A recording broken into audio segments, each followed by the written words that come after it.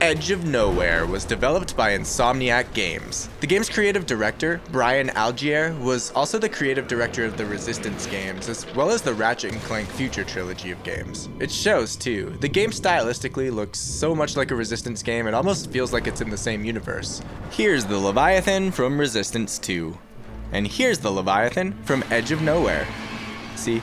All the enemy designs are Chimera-like as well, with their look and abilities being affected by how long they've been infected with the virus. That being said, this isn't a Resistance game. You won't see any creative weird Insomniac weapons, the maps you go through are small in both scope and size, there's no multiplayer of any sort, and it's generally a very slow-paced, atmospheric game designed to tell a story. Edge of Nowhere takes place in the Arctic, and it really does look phenomenal. The game uses a lot of fog to mask things in the distance, and it goes for a really stylized approach to the visuals, which makes the game easy to run at high frame rates on pretty modest PCs. The game rarely takes you away from that Arctic setting, so it does get a little old, but it switches things up just enough to keep the environments interesting with a couple other little areas that you'll go to on your mission. The mission, you play as a guy named Vincent. His fiancée Ava goes missing on an Arctic exhibition, so Vince hops in a plane to begin searching for her. Things immediately take a turn for the worse though, with his plane crashing and leaving him in a snowy hellscape to push through while giant monsters start attacking him and bodies are littered about. This is a third-person action stealth game from start to finish. Audio logs? Check. Wall of text logs? Check. In the game, you've only got one gun, and ammo is extremely rare. The one gun that you do have is an absolutely sick and punchy shotgun, and it absolutely destroys any enemies that come near you, while alerting the rest. They explode with blood splattering everywhere and crunchy, gross skin rip sounds while they screech in pain. It's absolutely brutal. Most enemies are killed instantly when you shoot their weak spots, like these big guys have giant sacks on their back for example. But again, stealth is what you're going to be using for most of this game.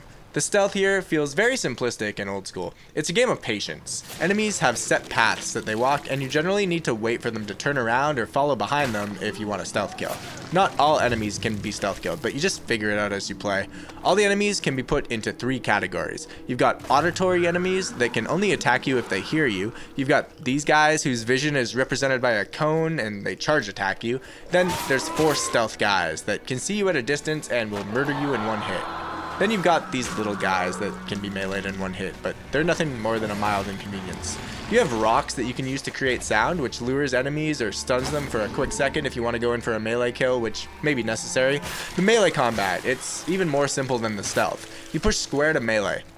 That's it. You can push square, square, square too, I guess. Almost all the enemies can be killed with melee, but their size determines how many hits they'll take till they go down, and they'll hurt you while you're hitting them. Eventually, you learn, oh, if I melee one of the cone vision guys head on, he's gonna take this much of my 4 bars of health before he's dead, and then make your decision accordingly.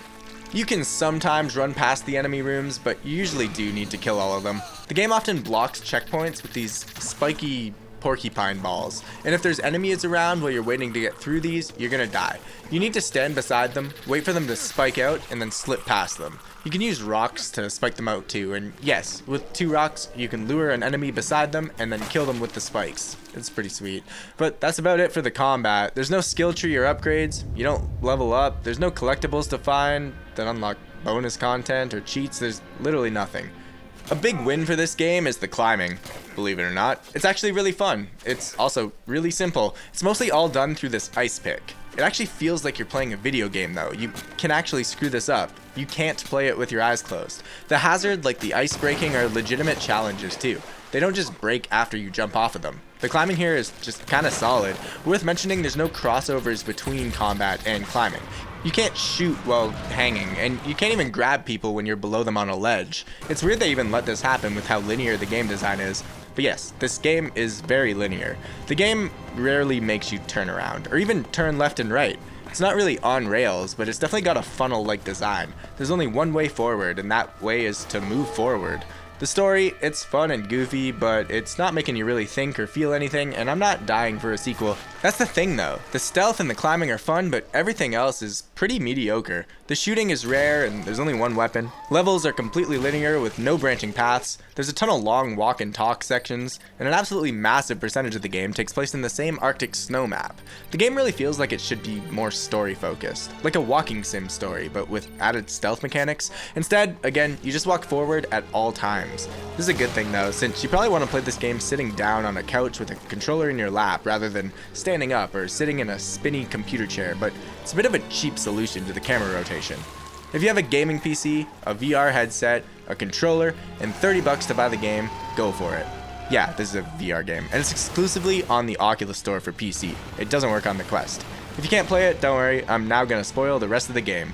That's your spoiler warning, by the way. So the last hour of the game, after meeting up with Ava, Vincent learns about a giant enemy called the Great One. Ava lets him know it's of the utmost importance that they stop this monster, but she disappears, leaving behind only this book. When she disappears, the entire environment changes, as if it was all just a dream or a hallucination, but it did happen. The book is real. He meets up with Ava again and then heads over to the giant monster with Ava's plan to put explosives on its arteries, killing it. He does it and radios back to Ava to get the airplane ready.